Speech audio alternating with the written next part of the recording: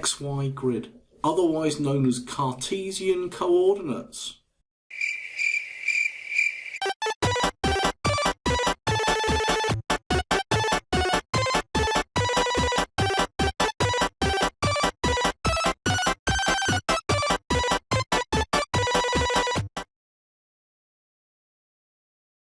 Okay then, so you should now have a working shark. I've just hit the green flag there, and now you can see the shark is biting away.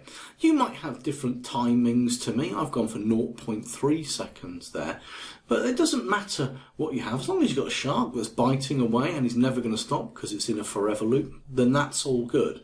If you haven't got that, then maybe pause the video and just sort that one out.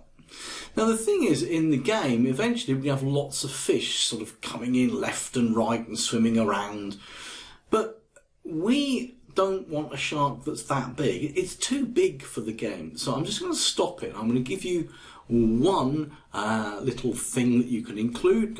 Maybe stop this video in a second and do that, but then we're going to show you how we can move the shark around the screen. I'm going to show you sort of one way that works but that makes the game really quite easy. Then I'm going to show you another way which perhaps you might say is less effective but actually makes the game more of a game. Just trust me on this one.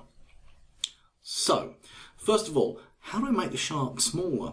Well, actually this is really quite straightforward, because over here where we've got the looks button here, if I click on that, then a little bit further down we have the two buttons here that say change size by 10 and set size to 100%.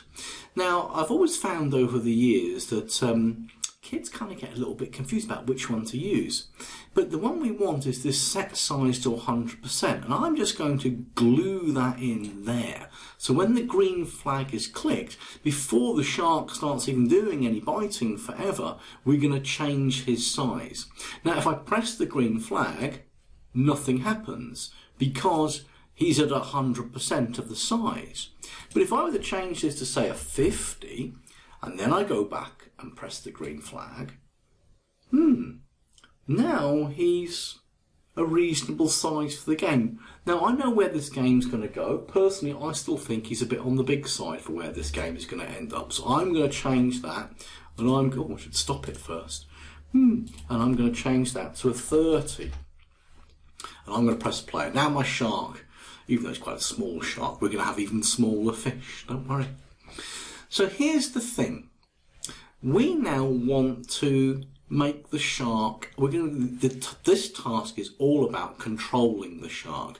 I want to show you one way which you can do it, but to me, as I said, even though it works really well, it doesn't make for a great game. And it's a really easy one to do. But what we want to do is this. We want to say, and the reason we're doing it this way is I can introduce the fact that we can have, if I do control events even, my apologies, you can have two sets of code that run when the green flag is clicked. In fact, you have lots of different sets of code. But what I want to do is nothing more than, if I get this block here which says go to random position, now you're probably thinking, what do you want that for? Well, because in random position, press the arrow, I can choose mouse pointer.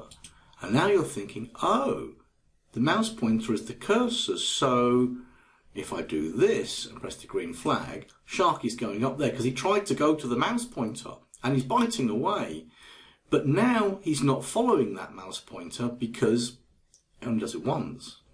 If, however, we told it to do it all the time or forever again, then actually press it and look, Mr. Sharky is following my mouse cursor around.